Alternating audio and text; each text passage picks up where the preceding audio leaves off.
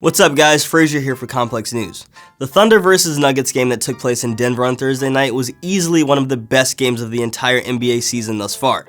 Paul George hit a clutch three-pointer with less than 2 seconds remaining on the clock to tie the game, and it appeared as though it was going to go to overtime. But after a timeout, the Nuggets inbounded the ball to Gary Harris, who calmly sunk a clutch three-pointer of his own over the outstretched arm of Russell Westbrook to give Denver a 127-124 win.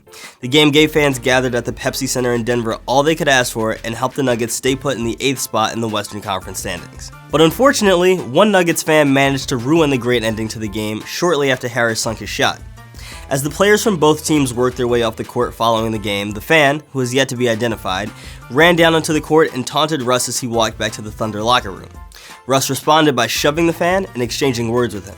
It got extremely tense for a few moments as Russ seemingly gestured to security guards in an effort to ask why they had allowed the fan to run out on the court in the first place. A referee and a security guard were eventually able to step between Russ and the fan before things escalated any further, but it really could have turned into an ugly situation and ruined what was an otherwise great night in Denver.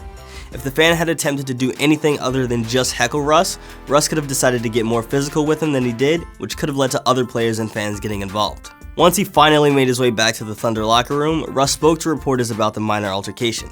He didn't want to give the fan too much shine, so he refused to talk at length about what happened. But he did suggest that security should have done more to prevent the fan from finding his way into the court after the game ended. You gotta be able to protect the players, man. The fans are obviously there to enjoy the game, but they can't come onto the floor. That's totally unacceptable. They'll look at it and figure out what's the best way to deal with it, but to me, that's just totally unacceptable. It'll be interesting to see how the NBA decides to deal with both the fan and Russ.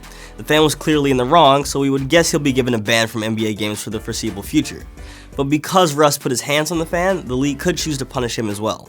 It's unlikely he'll be suspended for his role in the altercation, but a fine could very well be headed his way in the coming days once the NBA gets a chance to review the tape and interview those involved in the incident. That's news for now, but for all the latest on Russell Westbrook, subscribe to Complex News on YouTube. For Complex, I'm Frazier.